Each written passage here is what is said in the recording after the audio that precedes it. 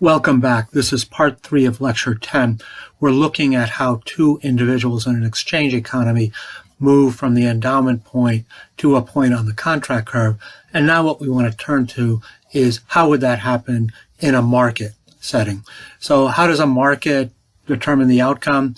Well, remember that in a competitive market, the price adjusts so that quantity demanded equals quantity supplied.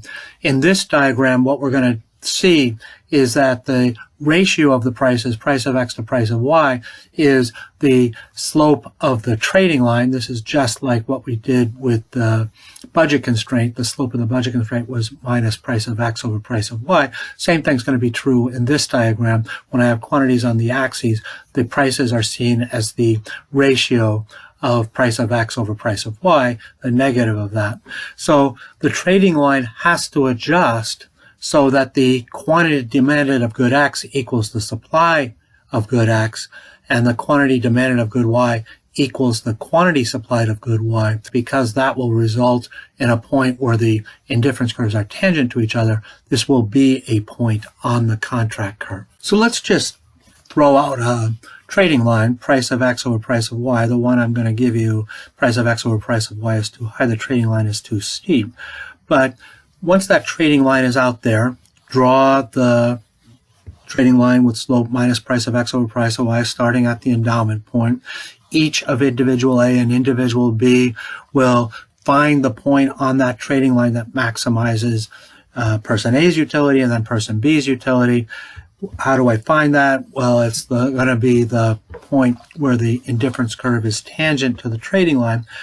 And so I can see that person A will want to trade to the point where the indifference curve of person A is tangent to the trading line. Person B will want to trade to the point where the indifference curve for person B is tangent to the trading line.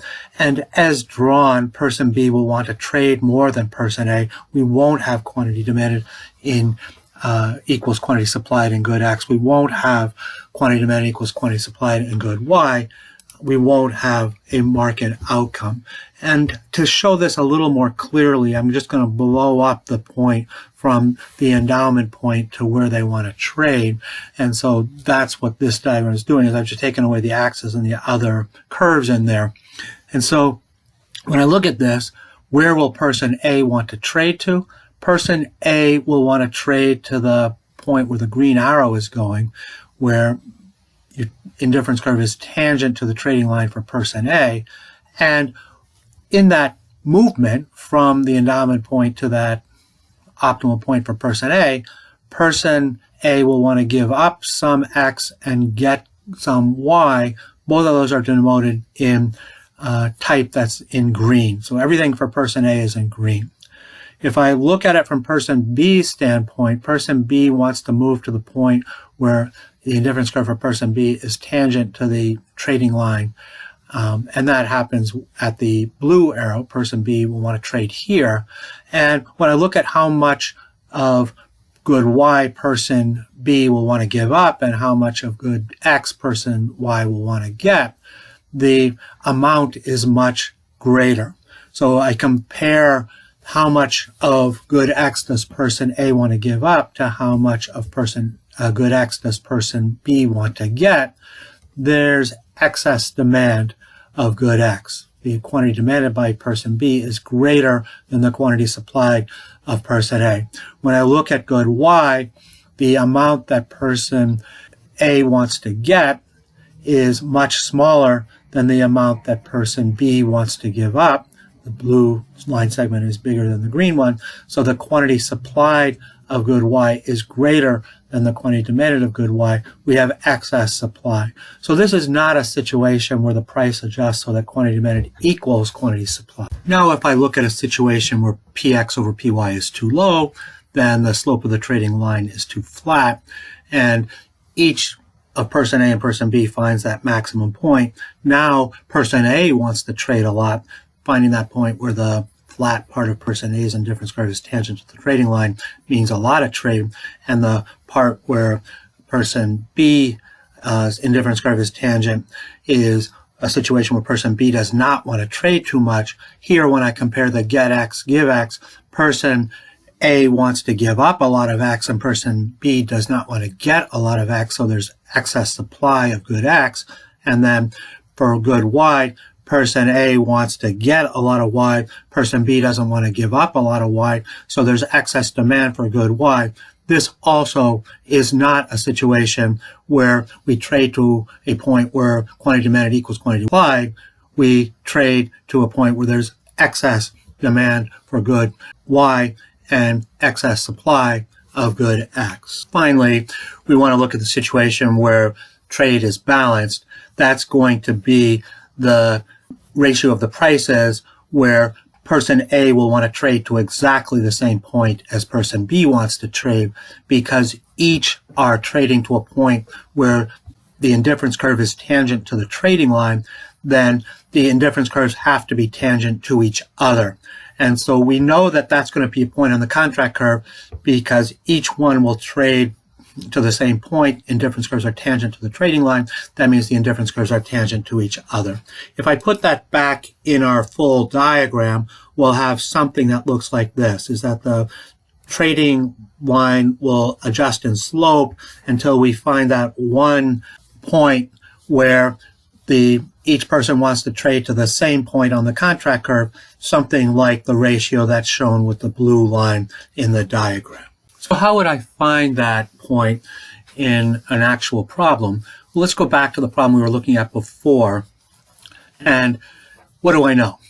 I know the equation of the contract curve, y equals 0.8x, and I know that the trading line has to go through the endowment point so that it's tangent to the indifference curves on the contract curve.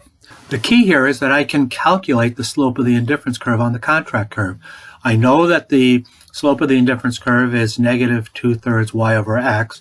I know that along the contract curve, y equals 0.8x, so I can substitute for y, and then I know that the slope of the indifference curve at any point on the contract curve is negative 8/15. So the slope of the trading line has to be negative 8/15. The ratio of the price of x over the price of y has to be 8/15. So what am I looking for? I'm looking for the line that goes through the endowment point, 4060, and has slope equal to negative 8/15. So I can do that however I want to calculate the equation of a line. Y minus y1 equals negative slope x minus x1. And I end up with the equation y equals 1220 over 15 minus 815x. That's the equation of the trading line.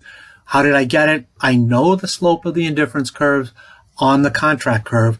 I know that the trading line has to go through the endowment point. I know how to find the equation of a line when I know the slope and one point on the line. So now, where do the two trade to? Well, it's a point that's on the trading line and on the contract curve. So two equations, two unknowns. One of the equations is the equation of the contract curve, y equals 0.8x. The other is the equation of the trading line, y equals 1220 over 15 minus 8/15x. I just substitute and solve and end up with x equals 61 and y equals 48.8. If I mark it determines the outcome, then the two will trade from the endowment point to 4060 to the point 6148.8. So lastly, let's finish our in-class problem. We had the utility function u equals 2x to the 1/3 y to the 2/3.